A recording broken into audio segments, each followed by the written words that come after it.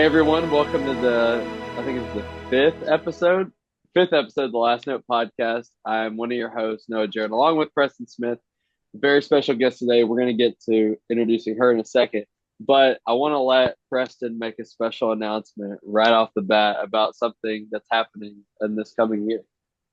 Yeah, so I've kept this one pretty under wraps for it, but I can now that I've finally gotten the official email from the school. I'm going to be returning to OU for grad school and getting my master's in percussion performance. So very excited to continue to be at an awesome place and then just contribute to somewhere I love being. Yeah, man, that's awesome. Good stuff. This podcast is sponsored by the Battery Archive, which is a place that you can go get private lessons from me or any of our other instructors in order to reach your marching arts goals. So, with that, I'm going to also turn it back to Preston to introduce our special guest for today, who is just happens to be one of his fellow OU friends, along with one of my friends as well. Yeah, I'm excited to have Brooke McIntosh with us. Her experiences include marching Spirit of Atlanta in 2024 and currently contracted to march the Carolina Crown Baseline in 25. She has been an OU drumline member from 2022 to present, and I believe is running unopposed for the base captain for the baseline next year. So uh, that's pretty awesome too.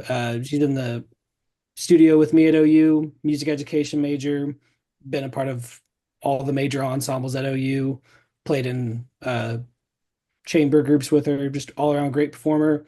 And we go all the way back to ninth grade honor band, Oh, way back. wow. All right, That's thank you, awesome. Kristen. Thank you guys for having me. Yes, we actually goes back to eighth grade with Preston Honor Yeah, Band. Or yeah. for me. That was when it was eighth and ninth. That's right. Some throwbacks. Um, I'll just say this. It was really cool getting to see. I mean, I haven't obviously seen y'all a lot since we last saw, but at having OU down for the LSU game, that time was insane. It was a cool experience to finally like connect the two worlds from like the SEC, but also the music side of it too. It's all just all in the same place. And I'm gonna be coming up there whenever OU plays LSU. I'm gonna come as a fan for that game. I'm not going back to Tiger Band next year because I got some other jobs and opportunities, but still gonna be a fan. I'm still gonna come crash y'all's place and see what it's like in Norman, Oklahoma. So I'm looking forward to that. Norman, Um, we can do it when we yeah, want to. yeah, we'll see. LSU's football team's kind of stacked for next year. I'm not gonna lie. We took y'all's receiver too, so Yeah, Well, that's if he's healthy by the time the season happens, made of glass. His whole family's made of glass, except I love dude, it.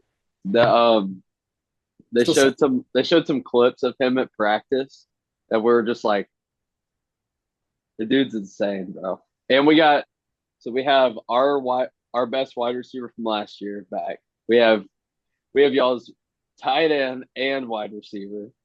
Yeah, you can keep the tight end. He's thrown more passes to you than he's thrown from us. for So real. And then we got Kentucky's number one wide receiver. And so it's about to be a track team out there. John Mateer, save us. Save us, Who's please. who's he throwing the ball to? Someone. Someone, Anybody. anyone. They canceled our spring game, which was sad. So we don't have like we did this whole like spend a day with Tiger Band, and that now it's gone. Or the high schoolers got to come play with us. It's kind of sad, but so one of my lessons here, just looking forward to it. But a rip. It's the era we live in nowadays. Okay, so jumping back into the musical side after this massive football distraction. The football hate's real, but we all find love on the music side where we're all on the same side of this. Brooke, just walk us through your journey. Like, what's kind of your timeline been through middle school, could be high school, and then obviously you've been at OU for a while and doing drum corps. So kind of walk us through that journey. Yeah, so I started out in fifth grade, went to what some people call like the instrument petting zoo or whatever, and I had tested into both percussion and clarinet. And I was insistent on, no, I want to play the clarinet. I like want to do this. And all the directors were like, "Are you sure? Like we're telling you you can play percussion." And I was like, "No, I'm gonna play the clarinet." And so I did. And I played that all of sixth grade. In seventh grade, they started up a beginning band class in my middle school where you could either start band late or pick up a second instrument. So I did both in seventh grade, and then dropped the clarinet, of course. All love, no hate. Um, Not a little hate. But so eighth grade I started focusing on percussion, and then got to high school, played a year of bass drum, and then played 3 years of snare. And then I went to college, went to OU, and auditioned for snare, and they ended up putting me on the simple line. And it honestly ended up being a really great time. I loved it. I stayed for a second year after that, met lots of great people, and I think it was just great to kind of make myself more well-rounded. And then I auditioned for Spirit of Atlanta last year, was offered a spot on base one, and now we'll be marching Crown this coming season. Which drum at Crown? Do y'all know yet? Yeah, I'll be playing base one again. Let's go. Base He one stays on again. Ben's. Ben's for real. At least they didn't put you on the bottom end of Ugh, no. it. That would be crazy. Um, I that's definitely one of the big regrets I have is not playing multiple instruments at some point. I've been a snare drummer since seventh grade. Never played anything else besides it. So it's definitely cool that you're like you've literally played pretty much everything in the battery besides tenors. Which who wants to carry tenors anyway? No, that's No, a no, dumb. no hate to the quad game out there, but like the stuff y'all do is impressive, but I could not carry that. Just But keeping we it, like keeping tonal though. All love, all love. steel, keep flat drum, flat land. Hey, bass drums. If you turn a bass drum flat, you know that it's also like snare drum. I digress. Yeah, yeah. Close enough. Team one surface. You just need one flat surface. It's technically bass drums too. So kind of going along with the DCI season, like how was the summer at Splana? Just kind of walk us through the season. What did you like about it? What were some hard times during the season? And then how was Indy? Yeah, so the season at Spirit was so, so, so awesome. I cannot say that enough. I look back on that time like just like heartful, like nothing but love for that place and those people. And I could not have asked for a better core for a home team or for my first season of marching. We definitely had kind of a rocky start to our season, specifically for the bass drums. We had some kind of like staff coming in and out a lot, and like we're never really sure who was going to be there next. And so we kind of had a lot of issues there. But toward the end, I think we really got back on track. It ended up being a really great season. Indy was awesome, of course. Had two performances in prelims and semis, and I just loved the show all around. It was the San Antonio fan favorite. It was called Creatures in case nobody saw it, but I thought it was a super cool show to do for my first one. Yeah, and just awesome people to do it with. Yeah, it looked like a fun time. Like y'all's battery was sounding really good. I watched the San Antonio a lot, and I was like, they're throwing down, really throwing down some good stuff. I dig the uniforms. I know some people didn't, but I did. I thought they were pretty cool. It definitely fit the vibe. I feel Yeah, like y'all definitely like with what y'all were given, like show design wise. I thought y'all played it really well. yeah, they were And definitely a favorite. and seeing the like transformation of the core, obviously coming back from the stuff for like 21 and obviously not being fielded in 22, but coming back in 23 and 24, you can really see like a new pathway for the organization. And that's something really cool. Like you were able to be a part of that. I think me and Preston can relate to that too at Genesis. Like in 22, we had a big perk staff change, which is really like a culture thing too. and we were a part of those like first two seasons that came out of that. So it's really similar in that regards. So I think you're awesome. also one of the Spirit is probably one of the only groups that I could say rivaled us in crappy spring training weather because Oh, I yeah. Agreed. can't Yes, part imagine. of Jacksonville, Alabama. Shout out to Jacksonville State University. Shout out to Field 2, covered in holes, lots of bugs everywhere. That's the battery field. It's about a 15-minute hike uphill. Good times. Of course, as they always are. The good old Viz field. We love it. Yes. Hmm. Yes. We love marching on terrible fields, especially in I, we had some really bad fields in like the Northeast. Like for Dude, whatever reason, like the last 3 weeks of the season, man, like after San Antonio, those fields were terrible. What was I think it was Marshall, the one in oh yeah, the one Mississippi. yeah, the one that we have the like weird lot that's in the There, was yeah, that show, but there was a housing. scrapyard. You remember the housing site where it was like the little hut as the press box, where Yeah. they had the field lined. That field was terrible too. Where it was like a hike down the little hills and stuff. I No, think we we had worse fields in 23 though. I think we both had that this year that we were there first and then Spirit came after us that field before Allentown. Yes, yes, we Oh, did. There's just no like it was out of the fields they had, they chose the worst one. Oh, that And was yeah. so there's no vantage point, so it's like you're not getting any show feedback. It's just like, all right, guys, no, just just try not to wet. get hurt before the show. Yeah. And having to move props and front ensemble just there is just so bad. Um, so with Splana being like your Kickstarter, like what inspired you to do drum corps? Like what was you obviously didn't do it. You were kind of like me and Preston too. Like we all did it kind of later when we were older, like 19, 20. Like what was why didn't you start it earlier versus doing it later?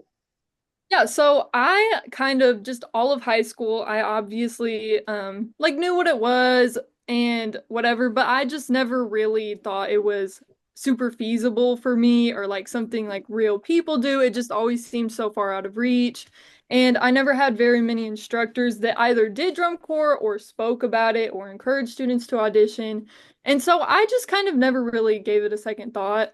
And going to college and being around people more that have actually done it kind of got me thinking about maybe this is something I could really do. And my dad, shout out to my dad, has always kind of been like my number one supporter going in that direction.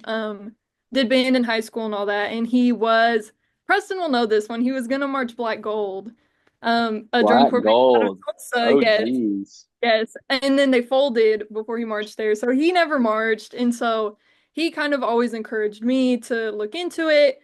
And so yeah, just kind of like my dad pushing me that direction and finally being around people that have done it and getting to see it kind of up close and firsthand. I yeah, just decided this is something I could do. That's awesome. I'm the same boat. I didn't have many instructors. I never had instructors that did it. Um, but I'd always heard about it.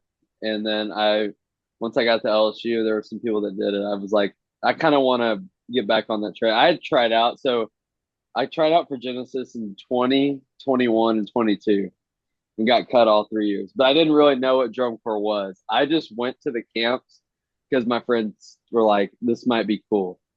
I didn't really know what we did. We never did any marching, so I had no idea what that was. We literally just went in the room in a band hall and played on some drums. There was a bunch of people there. So I didn't know. I really didn't know what it was. We never really saw the horn line. We didn't ever have full ensemble. It was obviously audition camps. So you didn't really know what it was all put together. I just knew there was a bunch of people in a gym and there's a bunch of people hitting some drums. Yeah. So it definitely is if you don't know what you're getting into, it's a culture shock to say the least. Yes, yes it is. I mean, Preston was there the first day I marched left and right, man. That Yeah. was on the I was talking about that exact thing yesterday. I was me and some friends were out at dinner at the Mont and uh I don't know why Andrew was there. Oh Uh yeah. and we he was talking about Hallsville, and it just made me think of that time that you were trying to march sideways for the first time, and like trying to get the concept of moving a leg in front of the other with a drum in the way. Yeah, it was crazy. To think that was only 2 years ago, man. Insane. Um, Me and Andrew are working together this summer at Hallsville Band Camp, so that'll be fun. I haven't, I saw him once over the break, but it'll be good to catch up with him again. But okay, so now that we've kind of covered the drum corps side, so back to like the scholastic, the school side. What made you want to do music ed? Just Yeah, kind of a general question. yeah, that was never my original plan. My original plan was to always major in psychology and then go into psychiatry. And the closer I got to graduating high school, the more I just was like, I can never live without this. I could never see myself doing anything else. Like, I always want this to be like a huge part of my life. And so came to look into OU, and I met our professor at the time, Dr. Andrew Richardson, and just loved him, and he was just so supportive. And yeah, I just honestly couldn't have seen myself doing anything else, and I just cannot wait to teach kids. Okay, what's your favorite grade level to teach? Or like favorite group? Um, I really all of the 6 through 12, I really look forward to for different reasons. Right now, though, I've been working recently with a lot of middle schoolers and teaching them lessons, and I really do love that, like, kind of sixth grade beginning level. I just think there's something so important about being able to teach them, like, all the basics and being able to set a strong foundation for them. So I really do love that beginning level. Yeah, it's definitely it's a different vibe when you teach a beginner because I have a student right now that he's a 10th grader, but never learned how to read sheet music and never learned how to like actually do a bunch of things. So he's just been kind of like doing it on his own, which is cool. But you have to untrain so many wires instead of just building it from the beginning. And that's just it's so hard to fix those kind of things. And he's doing great though. I love that kid. He is within like the 6 months we've been doing lessons, he's gotten like insane. He can read pretty much almost anything, which is great. My favorite like class to teach right now, student teaching, is my beginning percussion class. Those six, they're just my favorite. They're still like young enough that their awkwardness isn't like angsty awkwardness. It's just like they're kids still, but they're also really smart, and like they're at that developmental stage where they'll just like pick up things. Their hands don't really know any differently, so like they're comfortable doing the things. And so just being able to, like, once I see them get it and they're excited about it and they have all this energy, and it's like, yes, love band. Do it Yep. again next year. It's Yep. definitely like it's so weird to hear people talk about like them. They're like, oh, I would never want to teach middle school. But I'm like, honestly, I find because I mean I teach lessons from sixth graders all the way till I have some 21-year-old preparing for drum corps auditions and WJI stuff. It's like honestly, those lessons are the ones that are harder, in my opinion, because you have to put so much energy and find like the nitty gritty of things versus a sixth grade Timmy doesn't know very much. And you could just be like, all right, move your sticks this way. And then he does it. And so it's easier to mold like a player when they're younger for sure. Because they Yep. obviously they don't have the muscle memory. I think the middle schoolers are so interesting too, just to see how far you can push them. And I just think people always like give them less than they can handle. And I just think it's so much fun to like see how far they can go because they can if you'll take them there. Yeah, you gotta have a good teacher to do that. And some teachers are just not willing to do it, like for whatever reason. It's really sad to see. I've seen it happen a bunch of times. Or I teach I'm not throwing shade, but I teach some play at some places where I'm like, man, I could really like make an impact on this program. Just to have someone like fresh and that's raw in the activity. I feel like that's important too. Is like there's not enough directors that are young out there. Like there's a lot of I feel like you have to have a good match. Like you need to have the traditionals because we obviously don't know what we're doing. Realistically, we don't. Like we don't know everything. So we need to have a solid foundation, but be able to provide some of that new school kind of like flair, I guess, and that energy. I feel like that with the modern day students is like something that almost gets lost is that like energy and passion. And I feel like it comes from the teachers too. So And sometimes that's not even like the teacher's fault, and this can be its own no, rant going everywhere, but like the just the way that education in general, but especially music education, is always like last place picked for anything or any arts education really, and just it burnout gets to teachers so quick. And I think that's why we also don't have a lot of those young teachers is they do it for 3, 4, 5 years and they legitimately just can't do it anymore because it's like yeah, the rewarding part is teaching the students, but whenever there's so many other factors preventing you from just doing that part of it to the best of your ability, it burns you out, and we lose good teachers either to just leaving the profession altogether, or they just lose their way and they don't have the same spark that they used to. there's so many teachers that have already dropped out even in the ed program in 3 years. Like with the amount of teaching field experience and stuff you have to go do, like it's taxing. So I mean, like we started with I think 25 U.Ed majors in my class. I think we're down to 14, 13 now. They've all switched to performance or another degree. The burnout is real. Um, so now tying this, I kind of want to tie this back to what do you think? So we've all marched drum corps too. How do you think having that experience helps you with your profession? I think the biggest thing is just watching really, really great teachers up really close, watching them constantly, and being able to use all of them as a model. Like I know myself, and I'm sure most people would say the same. Like I just have learned so much about teaching from the teachers I had over the summer and just different ways to approach things. And kind of also it opens up it opens you up to really like digging into the nitty-gritty and getting detail oriented. Whereas in a lot of like public schools or teachers in like more the concert field, you see a lot of like we kind of address something and then we move on. Versus in that drum corps setting, you're really able to like fix things to as close to perfect as they can get.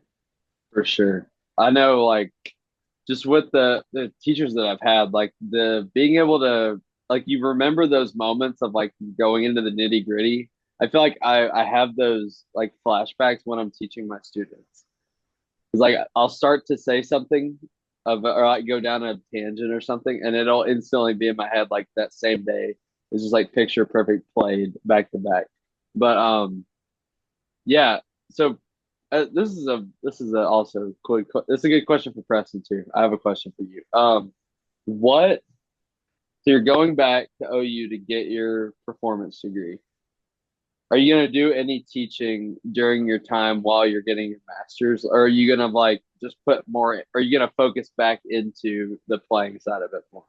Oh, no, I'm definitely it is a by technicality a performance degree, but the way I want to go about spending my 2 years, obviously, yes, I want to focus on my personal playing and getting better at myself as a percussionist, but from an educational standpoint, like I don't want to just be necessarily saying, "Oh, I need to learn how to play harder things. Oh, I can do it now." It's like, okay, what did I do that made me able to do this? Boom, that's a new way to practice that I hadn't yet had, and now that's just one more way I can explain something to a beginner, a high schooler, whatever.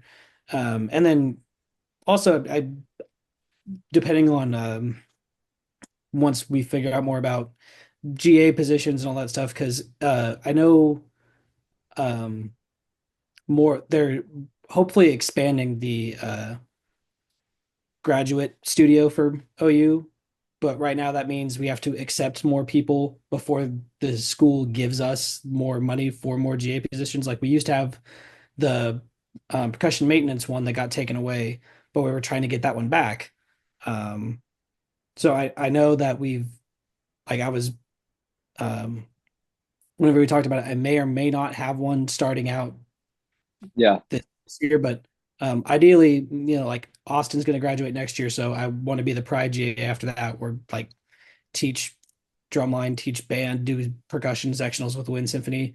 But also, while I'm not in Pride this next year, I want to be able to like work full time with a group and like be at all the rehearsals, be at all the contests, do all the things. I want to teach lessons. Or if I get the chance, I wanted like if I could teach perk methods, that would be great because that's legitimately like teaching people who have never played percussion how to play percussion. yeah. So this kind of ties into the next thing too. We've all been section leaders at some point.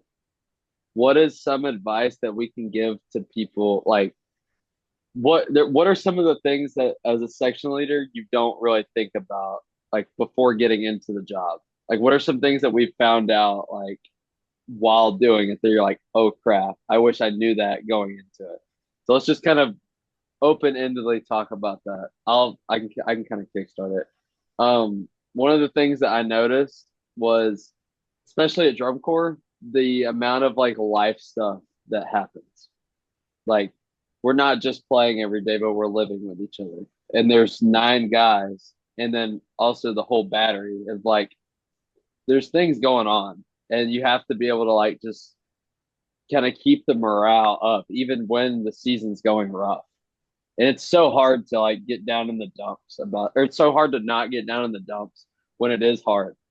But I feel that it makes you stronger as a section leader, and it'll help you. But no matter what career you're doing, the amount of like knowledge that you'll gain from that is just something that is under like people don't um something you can't take for granted. There it is. I think the most important thing for me that I've learned is just having more patience with people and kind of taking every moment as a teaching opportunity or a learning opportunity. I think a lot of section leaders tend to get like really like caught up in their head or maybe like get on a weird power trip and just kind of tend to like be mad at people or yell at people about being the dirt or being late or irresponsible or whatever it is. And I just think we would all benefit from having a little more patience in those scenarios and kind of taking the time to either, ask the person, hey, why is this going on and help them through it or, some other way. But yeah. For sure. Kind of along those lines, just also understanding that even though you're the section leader, you're not the only person who knows what's going on. So there's a lot of responsibility that you don't need to take onto your shoulders yourself. Like just because you're a section leader does not mean you are responsible. I try to think about this a lot of the time. Um, is that when someone is the section leader, more like for all the newer people to whatever group that is, they're not going to be looking straight at you for what to do. They're going to see how your other veterans that are with you, how they react to you, and they're going to do that. So the best way to ensure that like you have the best cohesion and you get what you want out of that group is delegate some of that responsibility, some of that um, leadership stuff to your veterans, so that way they also realize like just because they don't have the title next to their name for whatever reason, they're still vitally important to what's going on, and they are just as much the example as you are. Really, like having the title by your name just means sometimes whenever there's a decision to be made, it just has to be yours. But in terms of actually being a leader, that's always a delegated thing. For And I sure. thought we did a really good job of that between Josh and I this year of just being able to like if there was something he knew was on my end or Josh's end, like something going on, he could tell us, "Hey, go practice with this person after showers and just like spend a few minutes on this spot." So that way he could go talk to staff about whatever, and we can Yeah, take it. for sure. The I tried to make a big deal about our veterans because I felt that I knew it was going to be challenging going in. I mean, we had 5, 6 vets at one point, 7 if you include the front. And I knew that, and I kind of talked to some other leaders before the season with different organizations. That sometimes the vets will get big headed, or they'll be like, I don't know why I'm not included in all these things.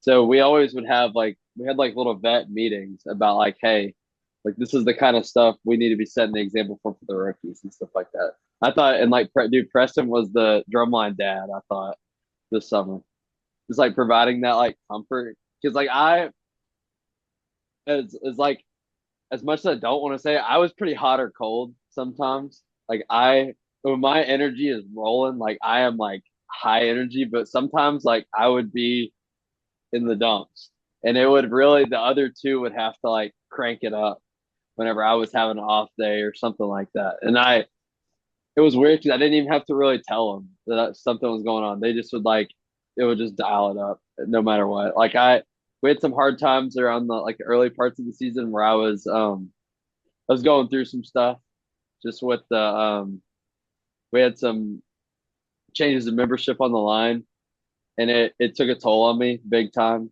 Um, just because those people meant so much to me. But we really those two really helped me get through all that. So it was just it was such a nice it was such a good experience to have that kind of like presence with the other vets, especially and the rookies, man, they love the vets. Like that group is so close. It'll always will be. Our group chat pops up like every day. I'm sure you have the same experience at Splana too. Is like randomly the chat will just start blowing up, and it's like there's like 15 of us in it, and it's just popping off. So it's a good time. Yeah, if we want to hop off this one, I'll get the next one started and then we Yeah, can that's go what I was together. about to say. So Sweet. I'm good now. Okay. After some technical difficulties with Zoom, as per usual, we are back. I got one more question for you, Brooke, before we can wrap this up. With Crown this summer, what are you looking forward to? I'm sure you've Um, been to some camps and stuff. What's the yeah. vibe like? What I'm super excited for is to showcase this new staff to everybody. I know there have been some talks about like all the new percussion staff at Crown. I think I can't speak for a lot of it, but for the bass specifically, I really do believe they've put together a dream team. I think it's gonna be great. We've got some really strong players all around the whole battery. I'm sure the pit as well. I'm super excited to yeah, get that started and play with our horn line. Um, Have you yeah, heard the horn line yet? yes, I have. We've been to one camp in January. Obviously, they were great. And we'll be back in late April. Hi, hi. The show cool? Don't know. You don't know yet? Still don't know? Mm-mm. Are the beats cool? The beats are great. The beats are great. I can't wait for people to hear them. Definitely gonna be in that Broken Arrow lot for sure. Yep. Be be The Broken hyping you Arrow up. show is whenever my sister's whenever we're going on my sister's senior trip. So I'm gonna be in the Caribbean islands during the Uh, BA show. I'm gonna be doing some film stuff for Genesis during the Broken Arrow through Texas tour. Doing some like day in the life stuff, and we got to get Chris on here to talk about the show. Forgot about that, The but BA show for is sure. like the last day, like we're coming back. Yeah, uh, I might it's see if okay. You I could go to hop San in. Antonio. Yeah, but I try to hop in along San Antonio and be around for that stuff. Yeah, for sure. We love the San Antonio lots and Broken Arrow lots. Those are always the hype. And Genesis is going to Denton this year. They're going Cool. to I'm shows solid. that I would have loved to go to that my friends could have gone to whenever. like Yeah. broken. Is Crown going to Denton or which one are they going to I Houston? think I don't think we're doing Houston, but I think we're doing Dayton. That was my first show that I ever went to. That show is massive. The one at UNT, big show. Mhm. Really hype lot. Well, great. This has been fun. It's been really fun getting to catch up after not seeing everyone for a long time. Good luck at Crown this summer. You're gonna do You. great. Um, and yeah, congrats to But Preston he on has got one more question he needs to ask though. He needs to ask his question. oh if you have one piece of advice to give to sixth grade Timmy, what would it be? I would tell sixth grade Timmy that he should play drums and only drums. 100%. Drums are superior. Not anything else. JK, No, we love other instruments too as music educators, of but we other obviously, yeah, we have our preferences. So, all right, it's been great. It's been good catching up. Good luck at Crown this summer and all the OU percussion endeavors that you may do. Congrats to our co-host Preston on getting into OU grad school. Big deal. Um, we'll do some content about him playing, I'm sure, at some point. So yeah, it's been great, y'all. And see you next time on the next episode. Yeah. See ya.